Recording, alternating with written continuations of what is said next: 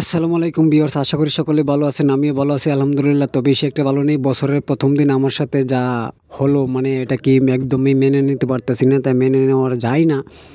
সেটা হচ্ছে গিয়ে হঠাৎ করে সাইডে যাইতেছি কাজের উদ্দেশ্যে।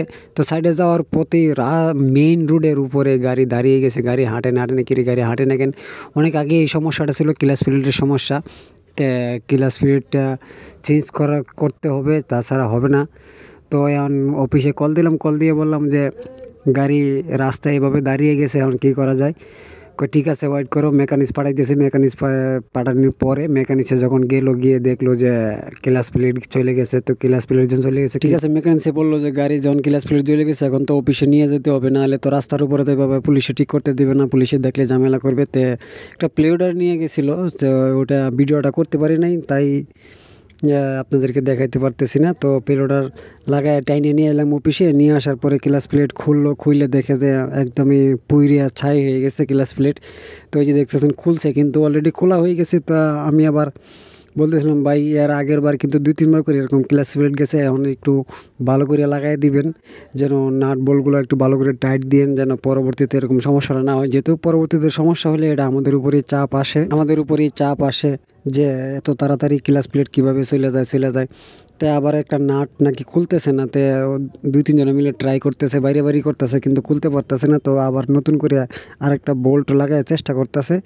তা আমি আবার দাঁড়া থেকে ভিডিও করতেছি, দিয়ে দেখি যে কী অবস্থা হয়। যদি আবার এটার মধ্যে যদি আবার লাগাই দেয় তাহলে পরবর্তীতে আবার সমস্যা হতে পারে। তাই বললাম যে ভাই এটা একটু কাজটা একটু ভালোভাবে করে দেন, যাতে পরবর্তীতে আর কোনো সমস্যা না হয়, যেন এই ক্লাচ প্লেটটা যায়। এই যে দেখতেছেন যে নতুন ক্লাচ প্লেট, এটা হচ্ছে নতুন নিয়ে এলো।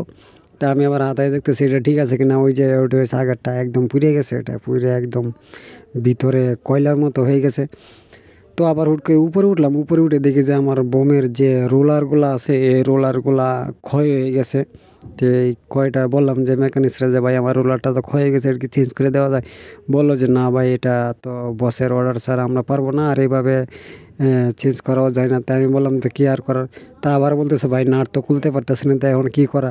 আমি বললাম যে না ভাই, যে কোনোভাবে একটু কষ্ট করে হলেও নাটটা একটু খুলে নতুন করে একটা নাট লাগাই দেন, না হলে আবার পরবর্তীতে সমস্যা হইতে পারে। তো এখন হচ্ছে আবার লাঞ্চ টাইমতে এরা বলতেছে যে আচ্ছা তে আপনি খাওয়া দাওয়া করেন, আমরা এই কাজটা কমপ্লিট করিতে। আমি বললাম যে ঠিক আছে আপনারা করেন, তাইলে আমি খাওয়া দাওয়া করিতে। আপনারা যেহেতু হালকা পাতলা নাস্তা করছে, তো আমিও আবার কিছু নাস্তা বানিয়ে এনে দিছিলাম, যে বছরের প্রথম দিন উপলক্ষে কিছু আমার পক্ষ থেকে আপনারা এটা খান।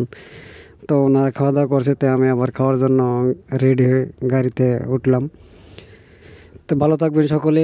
আজকের মতো ভিডিওটি শেষ করলাম। ভালো লাগলে অবশ্যই লাইক কমেন্ট শেয়ার করে দিবেন। নতুন বছরের শুভেচ্ছা ও অভিনন্দন।